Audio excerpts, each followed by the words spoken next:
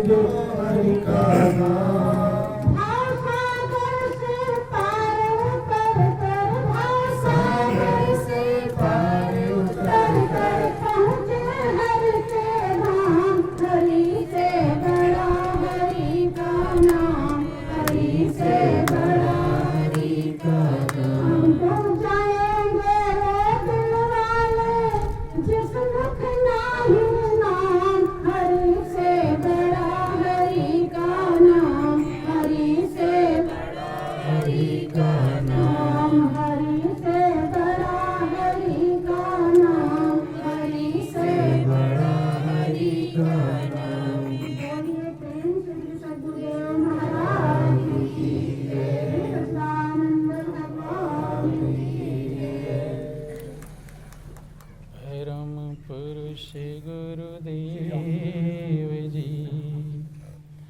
शाश्वत शांति निधान।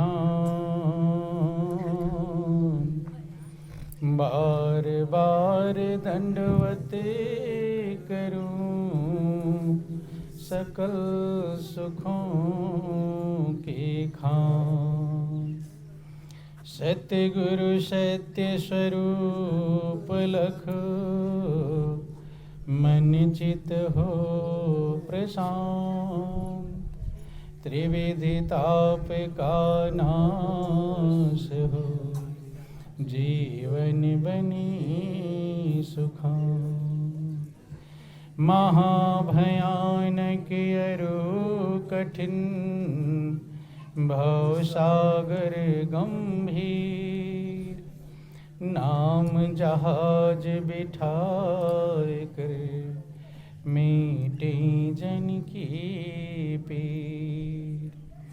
मेरा मुझ में कुछ नहीं, जो कुछ है सो तो तेरा तुझको सौंपते क्या लागे है मोर। बोलिए प्रेम से गुरुदेव महाराज की जय। श्री सच्चिदानंद भगवान की जय। बोलो वृंदावन बिहारी लाल की जय। उमापति महादेव की जय। पवन सुत हनुमान जी महाराज की जय। जगत जननी अम्बे मैया की जय। बोलो सब संतों की जय।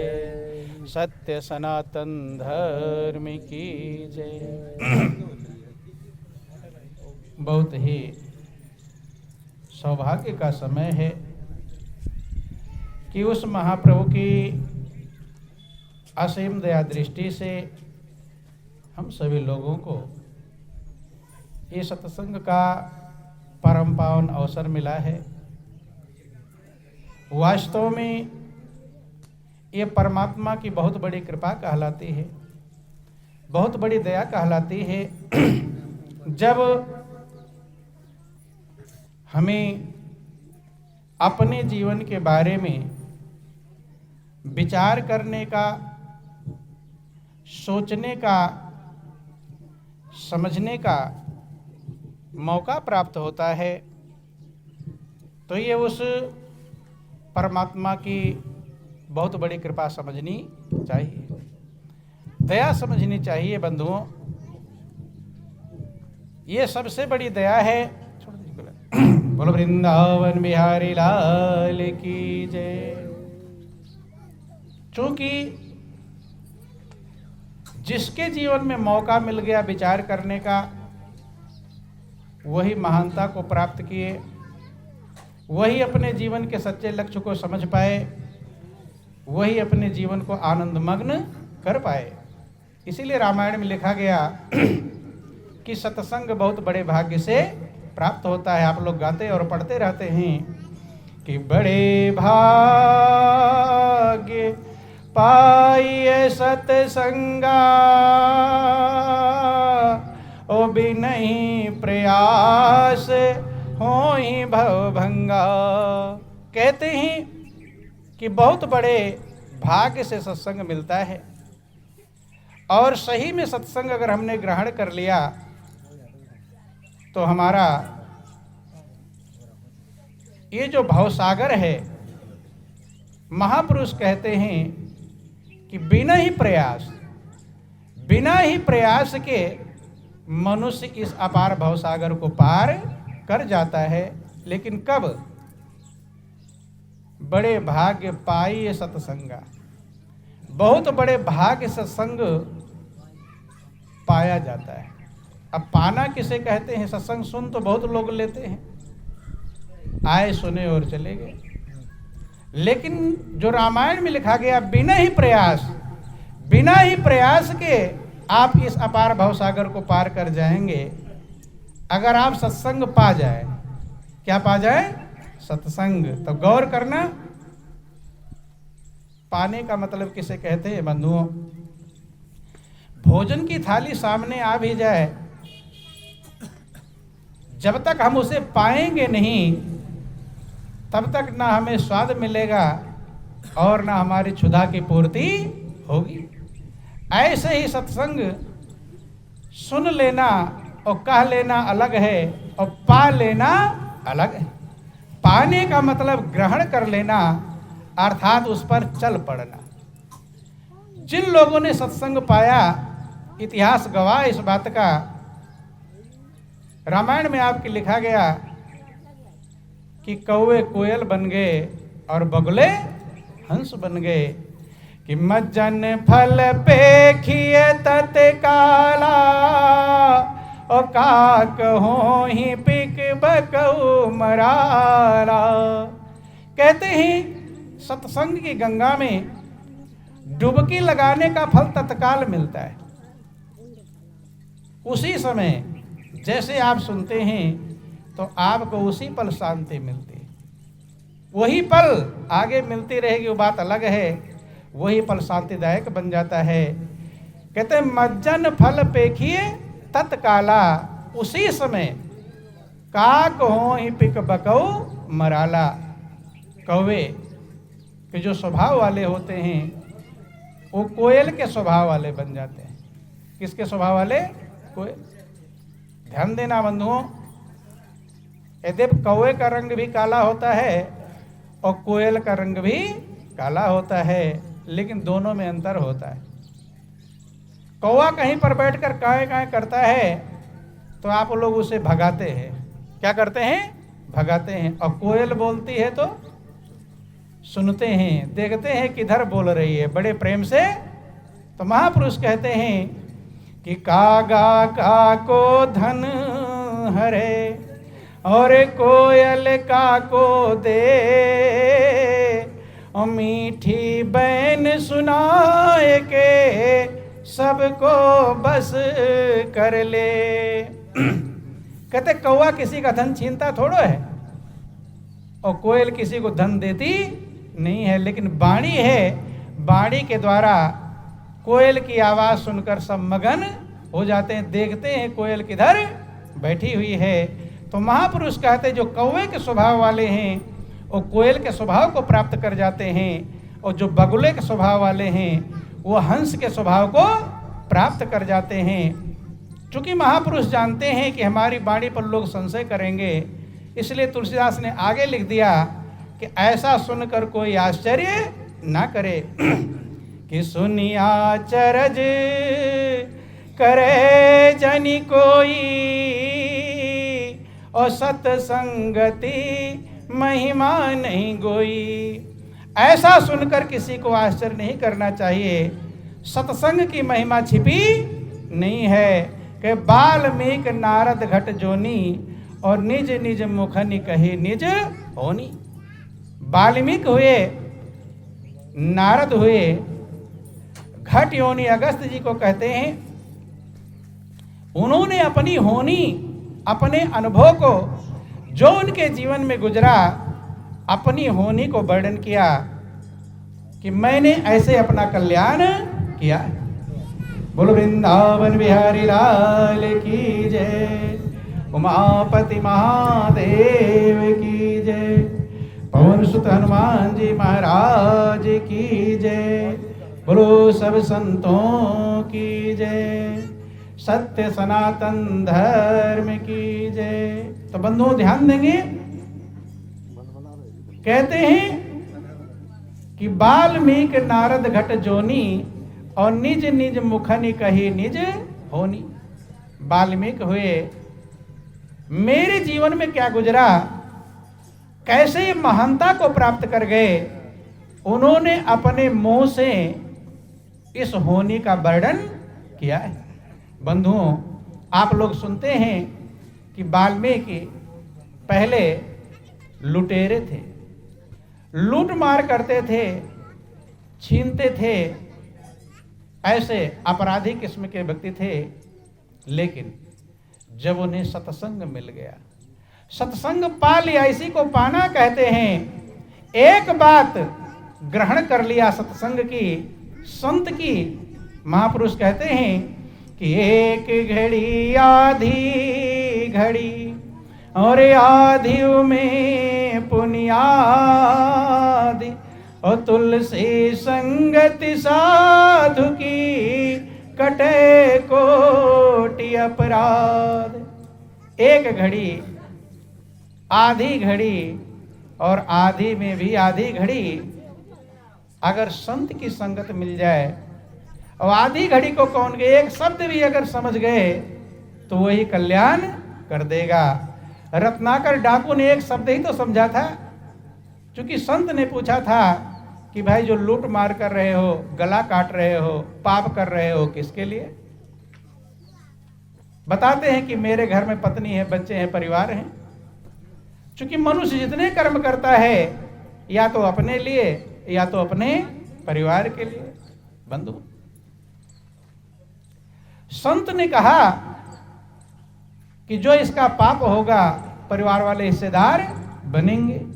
कहानी आप सब लोग जानते हैं, इसलिए कहानी समझाने की आवश्यकता नहीं है। घर पर गए पूछने, और सबने मना कर दिया कि हम पाप में हिस्सेदार नहीं। बंधु, अथाह कष्ट हुआ कि मेरी कमाई तो सब खाते हैं, लेकिन मेरे पाप में हिस्सेदार कोई बनने वाला नहीं है। तो इतना बड़ा मूर्ख कौन होगा कि पाप का फल खुद भोगेगा, खुद चारपाई पर घुर्चेगा, मलमूत्र का त्याग करेगा, खुद पैरलाइज होगा, लकवा मारेगा, बेड पर पड़ा रहेगा, उठ बैठ नंदा लूला लंगड़ा बनेगा, और कमाई सब खाने को तैयार। एक शब्द समझ लिया कि मेरे पाप में कोई हिस्सेदार बनने वाला नहीं है। एक शब्द जब समझ लिया तो आप लोग सब जानते हैं, वही लुटेरा वाल्मीकि ऋषि बन गया। रहजन था, रहवर कहलाया, जो रहजनी का काम करता था, लूट मार करता था, वही रहवर का मतलब रास्ता दिखाने वाले। आज हम लोगों को रास्ता दिखा रहे हैं। रामायण की रचना कर दिया, कितने लोग रामायण को पढ़कर अपना कल्याण करते हैं। रहजन था, रहवर कहलाया। कब? जब संत की एक बात को गौर कर लिया कि एक शब्द गुरुदेव का ताका अनंत विचार, हारे ऋषि मुनि सबू जना वेद न पावे पार। एक शब्द ऐसा परिवर्तन कर दिया, जो लुटेरा था वो वाल्मीकि ऋषि बन गए, और स्वयं भगवान राम की अर्धांगिनी माँ सीता के गुरु कहलाते। किसके गुरु? माँ सीता के गुरु वही वाल्मीकि बने। कहाँ थे? कहाँ लुटेरे थे, और कहाँ गुरु की पदवी को प्राप्त कर लिया। इतना महान लवकुश को उन्होंने बना दिया कि जो भगवान राम की सेना लंका पर विजय प्राप्त करके आई थी, वो दो छोटे छोटे बालकों से हार गई। उनको योग्य बनाने वाले कौन थे? वही वाल्मीकि। बंधुओं, तो महापुरुष कहते जब लुटेरा इतना बड़ा ऋषि बन सकता है, तो आप तो शायद इतने बड़े लुटेरे भी नहीं। आप महापुरुष कहते हैं मौजूद हैं खूबियां हर बसर में, सभी के अंदर खूबियां मौजूद हैं, ऐसा कोई नहीं होगा जिसके अंदर खूबी मौजूद न।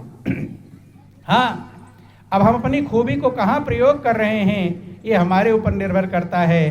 कोई अपनी खूबी को शराब की बोतलों में प्रयोग कर रहा है, वहाँ भी अकल लगाता कि नहीं लगाता? शराबी के पास बिल्कुल एक भी पैसा ना हो, लेकिन वो शराब की व्यवस्था कर लेगा। आपके पास पैसा नहीं होगा, झंझट हो जाएगी, लेकिन शराबी बिना पैसे के भी शराब की व्यवस्था कर लेता है। तो खूबी है कि नहीं? शराबी ऐसे ऐसे काम कर ले, सामान्य व्यक्ति वो अपनी खूबी को शराब में लगा रहा है। कोई जुए में, कोई मान बड़प्पन में, कोई कई ईर्ष्या द्वेष में, कोई निंदा चुगली में, कोई बुराइयां देखने में। कौन कहाँ अपनी खूबी को लगाएगा और वही फल प्राप्त करेगा। बंधु, आप तुलसीदास के रामचरितमानस को पढ़ते हैं और कहानियां भी सुनते हैं कि जो तुलसीदास मुर्दा और नाव में अंतर नहीं स्पष्ट कर पाए थे, मुर्दे पर सवार होकर नदी के उस पार पहुंच गए थे, सांप को पकड़कर छत पर चढ़ गए थे, वही तुलसीदास एक शब्द गौर कर लिया। किसका? अपनी पत्नी रत्नावली का। ज्ञान कहीं से मिल जाए मनुष्य को ग्रहण कर लेना चाहिए। भले वो पत्नी है, अगर वो सही कह रही है, बच्चा भी अगर सही बात बोले तो उसको भी ग्रहण कर लेना चाहिए। और आप लोग मोबाइल बच्चों से सीखते हैं कि नहीं सीखते? खुद नहीं आता, बच्चों से पूछते हैं, बेटा बेटा सीखते हैं। कहीं से भी हीरा अगर नाली में पड़ा रहे तो हीरे को उठा लेना चाहिए। तुलसीदास ने अपनी पत्नी से शिक्षा लिया, रत्नावली से। उसने समझाया कि मुझसे मिलने के लिए जीवन की बाजी लगाकर आए हो, इसका मतलब क्षमता है तुम्हारे अंदर, योग्यता मौजूद है। लेकिन यही योग्यता अगर प्रभु के चरणों में लग जाती कि अस्थि चर्म में देह तामें ऐसी प्रीत और तैसी प्रीत जो राम में तो न होत भयभीत। रत्नावली कहती है, स्वामी ये हड्डी चमड़े मांस का शरीर है, बदबुओं का भंडार है, इसके हर अंग से गंदगी निकलती है। आंख से तो गंदगी, कान से तो गंदगी, नाक से तो गंदगी, मुंह से तो गंदगी। और 2 दिन मंजन ब्रश ना करो फिर देखो मुंह बदबू करने लगेगा। हर अंगों से गंदगी निकलती है, जिससे शरीर बना हुआ है सब अपवित्र है, इसमें कुछ भी पवित्र नहीं। कि त्वचा अस्थिर उधिर में दा, सिवा नहीं कुछ भी मुलम्मा है लगा इस पर निरी धोखे की टाटी। महापुरुष कहते हैं चमड़ा हड्डी मांस खून और बाल, इसमें कुछ भी पवित्र नहीं है। लेकिन महापुरुष कहते हैं न जाने किस पर यह मानो दीवाना हो गया। क्या हो गया? दीवाना। गंदगियों के भंडार पर दीवाना है।